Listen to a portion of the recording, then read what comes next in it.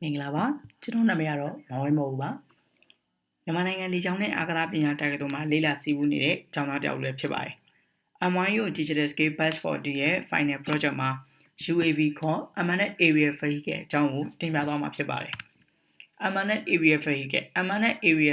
ဆိုတာမောင်းသူမဲ့လေယာဉ်တစ်မျိုးဖြစ်ပြီးတော့လေယာဉ်ပေါ်မှာပိုင်းလုံးမပါရှိပါဘူးဒါပေမဲ့အဲ့လေယာဉ်ကို ground base ဒါမှမဟုတ်လို့ရှိရင်ကွန်ပျူတာနဲ့ထိန်းချုပ်ထားတာဖြစ်ပါတယ်နောက်ထို့ပြင် UAV ကိုကျွန်တော်တို့က drone လို့လည်းသိရှိကြပါတယ် UAV တောင်မှမဟုတ်လို့ရှိရင် drone တစ်ခုကိုပြုလုပ်ဖို့လိုအပ်တဲ့အစိတ်ပိုင်းတွေကတော့ frame, motor, electronic speed controller လို့ခေါ်တဲ့ ESC, receiver, battery, transmitter, flight controller, propeller, landing gear, camera and parachute တို့ပေါင်းမှာဖြစ်ပါတယ် basic part တွေထဲမှာ frame ဆိုတာ drone တစ်စီးရဲ့အကြီးမားဆုံးအစိတ်ပိုင်းဖြစ်ပါတယ်များသောအားဖြင့် plastic နဲ့လုပ်တဲ့ပေါ့ပါမယ် drone တစ်စီးရဲ့ basic foundation လို့လည်းသိရပါတယ် frame ရဲ့ minimum price ကတော့မြန်မာငွေကျပ်3000ပတ်ဝန်းကျင်ရှိပါတယ် motor and landing gear drone တစ်စီးရဲ့ motor ဆိုတာက drone မှာရှိတဲ့ motor ကပန်ကာတွေကိုလဲစေပြီးတော့ thrust force တွေ lift force တွေထုတ်ပေးပါတယ်ပြီးတော့အဲ့ဒီ force တွေကမှတစ်ဆင့် drone ကိုလေပေါ်ကိုပြန်တက်စေတဲ့အစိတ်ပိုင်းလည်းဖြစ်ပါတယ် drone တွေမှာကျွန်တော်တို့က brushless motor တွေကိုပို့ပြီးတော့သုံးသင့်ပါတယ် motor တစ်ခုရဲ့ minimum price ကတော့1000ခွဲဝန်းကျင်လောက်ရှိပါတယ် landing gear ဆိုတာတော့ drone ရဲ့ခြေထောက်တွေပဲဖြစ်ပါတယ် drone တစ်စီးပြန်ဆင်းလာတဲ့အခါမှာကျန်တဲ့အစိတ်ပိုင်းတွေအထိခိုက်မများအောင်လို့ drone ရဲ့ခြေထောက်ခေါ် landing gear တွေကိုအသုံးပြုရခြင်းဖြစ်ပါတယ် landing gear တွေကမာပြီးတော့ပေါ့တဲ့တမျိုးနဲ့လောက်ထားတာဖြစ်ရပါမယ်များသောအားဖြင့်တော့ plastic နဲ့လုပ်ပါတယ် landing gear ရဲ့ minimum price ကလည်း1000ပတ်ဝန်းကျင်ရှိပါတယ် ESC and propeller ESC ခေါ်တဲ့ electronic speed controller ဆိုတာက electronic circuit လေးတစ်ခုဖြစ်ပြီးတော့ motor ရဲ့လေအားကိုထိန်းချုပ်ပေးတဲ့အဓိကအရာလေးတစ်ခုပါ ESC တစ်ခုရဲ့ minimum price ကတော့2000ဝန်းကျင်လောက်ရှိပါတယ် propeller ဆိုတာက motor လဲတဲ့အခါမှာသူ့ကိုယ်တိုင်မှာလိုက်လဲပြီးတော့ drone ကိုလေပေါ်မြောက်တက်စီဖို့ lift force ဒါမှမဟုတ် thrust force ကိုအဓိကထုတ်ပေးတဲ့အစိတ်ပိုင်းလည်းဖြစ်ပါတယ် minimum price for propeller ကတော့9000ကျပ်ရှိပါတယ် receiver and transmitter receiver ဆိုတာက drone တစ်စီးမှာကျွန်တော်တို့က receiver ကိုတက်ရပါတယ်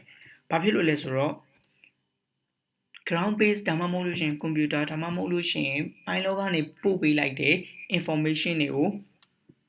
လက်ခံပြီးတော့ transmitter receiver ကနေတဆင့်ပြန်ပြီးတော့ညွှန်ကြားခိုင်းတာပါ transmitter ဆိုတာကပိုင်းလုံးကကင်ပြီးထိန်းချုပ်ရတဲ့အရာဖြစ်ပါတယ် 2.4 GHz spectrum radio signal ကိုသုံးပါတယ်ပြီးတော့ receiver နဲ့ transmitter ကိုအတွဲလိုက်ပဲရရှိမှာဖြစ်ပါတယ်သူတို့နှစ်ခုတွဲကို9000ကျပ်လောက်ရှိပါတယ် flight controller and battery flight controller ဆိုတာက function အများကြီးလုပ်ဆောင်ပေးတဲ့သေးငယ်တဲ့ circuit ပြားလေးတစ်ခုဖြစ်ပါတယ်သူ့ရဲ့အဓိက main function ကတော့ RPM လို့ခေါ်တဲ့ motor ရဲ့လေအားကိုအဓိကထိန်းချုပ်ပေးပြီးတော့ drone ဒါမှမဟုတ်လို့ရှိရင်လေယာဉ်ကို stable ဖြစ်အောင်ထိန်းပေးတဲ့အရာပါ flight controller ရဲ့ minimum ဈေးတွေကတော့9000လောက်ရှိပါတယ် battery ဆိုတာကတော့ battery ရဲ့အဓိက function ကတော့ main power supply တစ်ခုဖြစ်ပါတယ်ပြီးတော့ဒီ battery တွေကအားပြန်သွင်းလို့ရပါတယ် minimum price ကတော့3000ခွဲဝန်းကျင်လောက်ရှိတတ်ပါတယ်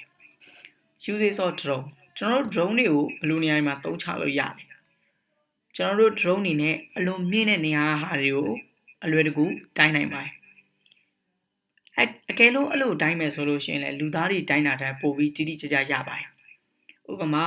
ဘာကမ်းမှာဆိုလို့ရှိရင်ဖျားတွေရဲ့အပေါ်မှာ sky photo တွေယူမယ်ဆိုလို့ရှိရင် drone တွေကိုသုံးနေကြပါတယ်ပြီးတော့မြေပုံထုတ်တဲ့နေရာမှာ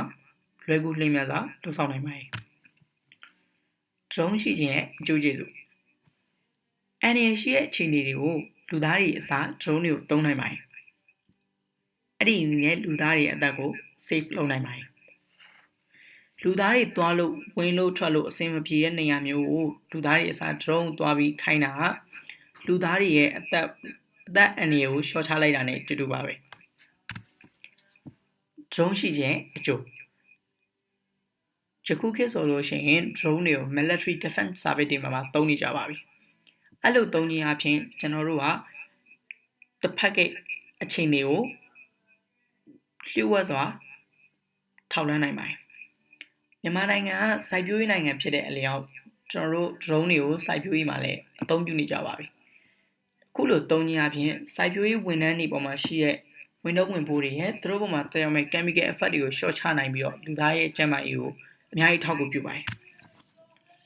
drone ရှိခြင်းအကောင်းကျိုး2008ခုနှစ်မှာမြန်မာနိုင်ငံမှာနာဂစ်မုန်တိုင်းတိုက်ခဲ့ပါတယ်နာဂစ်မုန်တိုင်းဆိုရင်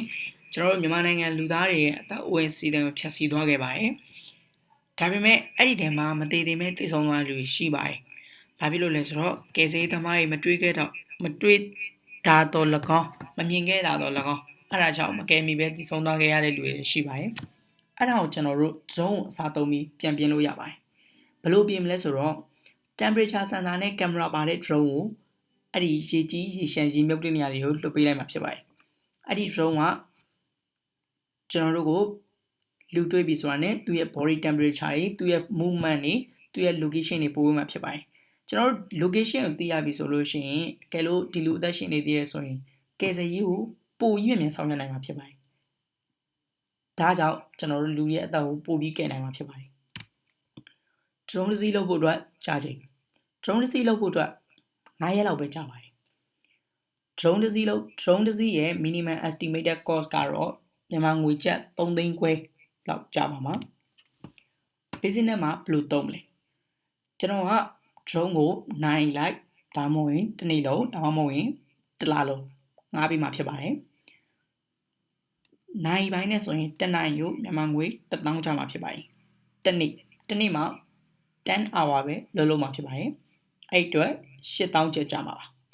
တစ်လဆိုရင်16သိန်းကျမှာပါကျွန်တော်ဘက်ကပြန်ပေးရမယ့်ຢာတွေကတော့ပိုင်းလို့ရဲ့လစာပိုင်းလို့ကြောက်ကိုလစာမြန်မာငွေကျပ်4သိန်းရှိပါတယ်ပြီးတော့ကျန်တဲ့တသိန်းကတော့ drone အတွက်လိုအပ်တဲ့ຢာတွေပြန်ပြင်နိုင်လုပ်ဖို့အတွက်တသိန်းကုန်ကြမှာဖြစ်ပါတယ်ကျွန်တော် project ရဲ့ရွေချက်ကတော့ပို့ပြီးတော့အဆင်ပြေတဲ့ဘဝတွေရှိဖို့အတိုင်းအတာတွေအလွယ်တကူရနိုင်ဖို့အချိန်တွေ energy တွေကုန်ကျစရိတ်တွေကို save လုပ်နိုင်ဖို့အလွန်မြင့်တဲ့နေရာဓာတ်ပုံတွေကိုအလွယ်တကူရယူနိုင်ဖို့ပို့ပြီးတိကျတဲ့ data တွေရဖို့အန္တရာယ်ရှိတဲ့အခြေအနေမှာလူသားရဲ့ risk ကို short ချနိုင်မှုပဲဖြစ်ပါတယ်ကျေးဇူးတင်ပါတယ်